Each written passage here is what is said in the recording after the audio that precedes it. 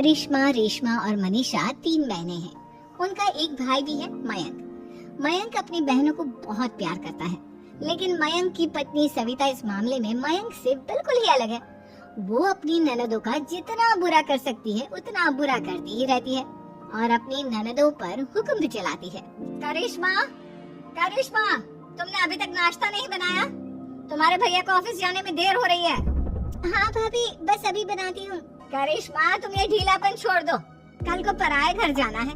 वहाँ अगर तुम इस तरह से काम करोगी तो लोग क्या कहेंगे कि माँ ने और भाभी ने कुछ सिखाया नहीं। और तुम्हारी दोनों बहनें कहाँ हैं?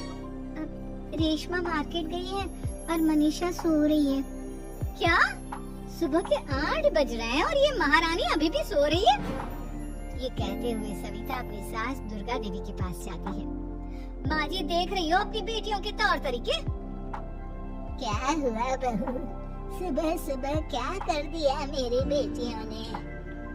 अरे एक तो अभी अभी उठकर किचन में गई है, दूसरी सुबह सुबह बाहर चली गई और तीसरी अभी तक सो रही है।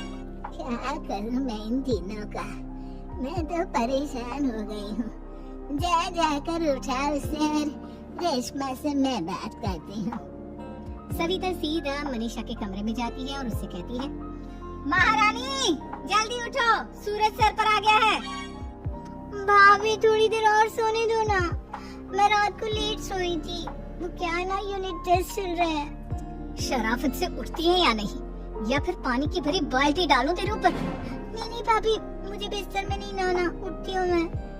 मनीषा जल्दी से उठकर बाथरूम में चली जाती है। सभी आराम से बैठकर नाश्ता कर रहे होते कि तभी रेशमा बाजार से हाथ में सामान लिए आ जाती है। रेशमा को देखते ही सविता उस पर बरस पड़ती है।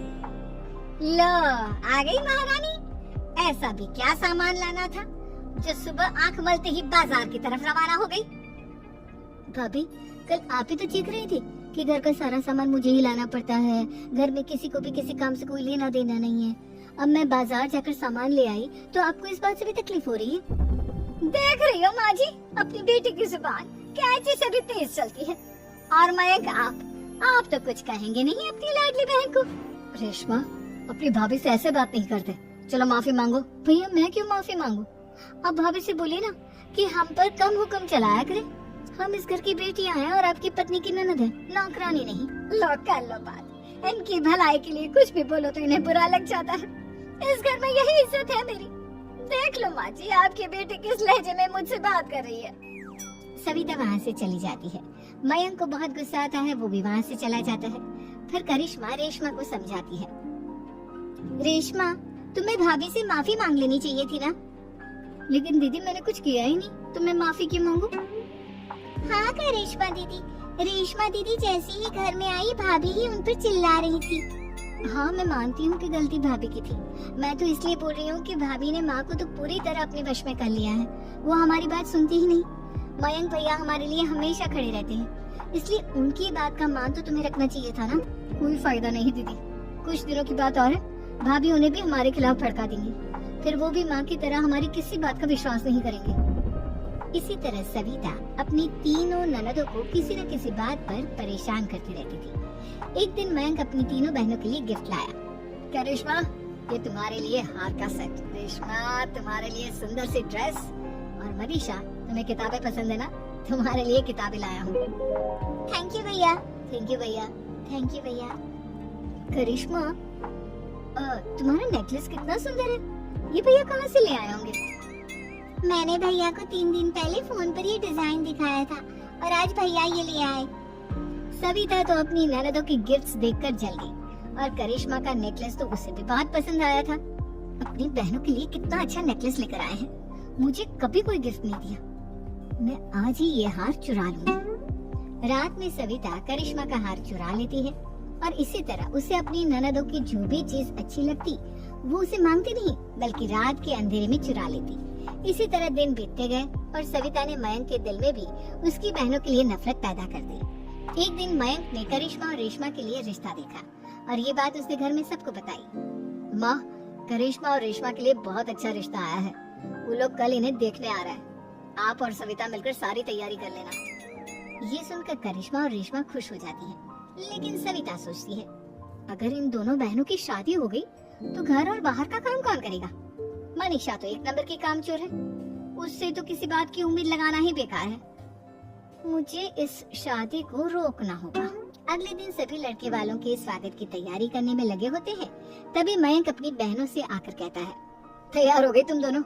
देखो दोनों लड़के बहुत अच्छे हैं, मैं कोई कसर नहीं छोड़ना चाहता, इसलिए तुम उनके सामने अच्छे से बिहेव करना और अपनी भाभी से लड़ने मत लग जाना। करिश्मा, तुम वो नेकलेस पहन लो ना जो मैं तुम्हारे लिए लाया था। भैया मैं बहुत देर से वो नेकलेस ढूंढ रही हूँ, लेकिन मुझे मिल ही नहीं रहा। क्या तुमने नेकलेस खो दिया? तुम्हें पता भी है वो कितना महंगा था? तुम कोई काम ढंग से नहीं कर सकती। मयंक गुस्से में वहाँ से चला जाता है। थोड़ी देर बाद लड़के वाले भी आ जाते हैं। वो दोनों बहनों को पसंद कर लेते हैं और रिश्ता पक्का हो जाता है। लेकिन सविता के दिमाग में तो कुछ और ही खिचड़ी पक रही थी। वो पंडित जी के पास करिश्मा की कुंडली लेकर जाती है और उन्हें पैसे देकर करिश्मा की कुंडली बदलवा देती है। जब लड़के वालों के पास करिश्मा की कुंडली जाती है तो वो दुर्गा को फोन करती है। बहन जी, हमने करिश्मा की कुंडली अपने पंडित जी को दिखाई थी। आपकी बेटी की कुंडली नहीं बल्कि दोषों का पिटारा है। देखिए, मैं और मेरे पति इन सब बातों में बहुत विश्वास करते हैं, इसलिए हम आपकी बेटी से अपने बेटे की शादी नहीं करा सकते। इस तरह करिश्मा का रिश्ता टूट जाता है और सभी घर वालों को बहुत दुख होता है। अब कविता सोचती है, चलो करिश्मा का तो रिश्ता टूट गया, अब रेशमा का भी रिश्ता तोड़ना है। क्या करूं? अब सविता आवाज बदलकर किसी अननोन नंबर से रेशमा की होने वाले ससुराल में फोन करती है। हेलो, मैं कौन हूँ कौन नहीं ये आपके लिए जानना जरूरी नहीं, बस इतना सुन लो कि रेशमा का 2 साल से किसी के साथ अफेयर चल रहा है। बस रेशमा का रिश्ता तोड़वाने के लिए सविता का इतना कहना काफी था। अब रेशमा का भी रिश्ता टूट गया। मयंक और दुर्गा देवी ने रेशमा को खूब खरी खोटी सुनाई और उससे बार बार उस लड़के के बारे में पूछने लगी। आप दोनों मुझे क्यों परेशान कर रहे हो? अरे कोई लड़का होगा मेरी लाइफ में तो मैं बताऊंगी ना, जब कोई है ही नहीं तो कहाँ से लाऊं मैं कोई लड़का? तो तेरे होने वाले ससुराल वालों को फोन किसने किया था? माँ, मैं नहीं जानती किसने फोन किया था, मैं सच कह रही हूँ। मैं तो पहले ही कह रही थी इसकी लगाम खींच कर रखो, लेकिन मेरी सुनता ही कौन है? आप चुप रहिए भाभी, ये सब आपका ही किया धरा है। अब तीनों बहनों को विश्वास हो जाता है कि ये सब उनकी भाभी ही कर रही है। तीनों बहनें अपनी भाभी को सबक सिखाने के लिए एक वकील कर लेती है और घर में हिस्सा मांग। देखो भैया, माँ बाप की जायदाद में जितना बेटों का हक होता है उतना ही बेटियों का, इसलिए इस घर के 4 हिस्से होंगे और हमें अपना हिस्सा चाहिए। मैंने तुम्हारे लिए क्या क्या नहीं किया और तुम इस घर में हिस्सा मांग रही हो? भैया, आप और माँ हम बहनों की कोई बात नहीं सुनते हो और भाभी हमारी शादी नहीं होने देगी क्योंकि उन्हें लगता है कि आप हमारी शादी में ज्यादा पैसा लगाओगे और उन्हें हम जैसी फ्री की नौकरानी कहाँ मिलेगी। तो हम भाभी के साथ तो रह नहीं सकते, हम बहनों को अपना हिस्सा चाहिए। अरे तुम्हें शर्म आनी चाहिए अपने भाभी पर ऐसा इल्जाम लगाते हुए। वो तुम्हारे बारे में कितना सोचती है। हाँ माँ, भाभी हमारे बारे में बहुत सोचती है, दिन रात बस यही सोचती रहती है कि किस तरह से अपनी तीनों ननदों को परेशान करूं और कभी मुझे पढ़ने भी नहीं देती। दोनों बहनों का रिश्ता भी तो इन्होंने ही तोड़वाया है और रात में हमारे कमरे में आकर हमारी चीजें भी चुराती हैं। इसी तरह सविता की तीनों ननदें अपनी बात पर अड़ी रही। अब कोर्ट में तहरीक भी शुरू हो गई। जब सविता को लगा कि उसकी तीनों ननद इतनी आसानी से नहीं मानने वाली, तो उसने अपने पति और सास को सारी सच्चाई बता दी और अपनी तीनों ननद से माफी मांगी। मयंक और दुर्गा को भी अपनी गलती का एहसास हो गया। अब सविता खुद करिश्मा और रेशमा के लिए अच्छा रिश्ता ढूंढती है और उनकी शादी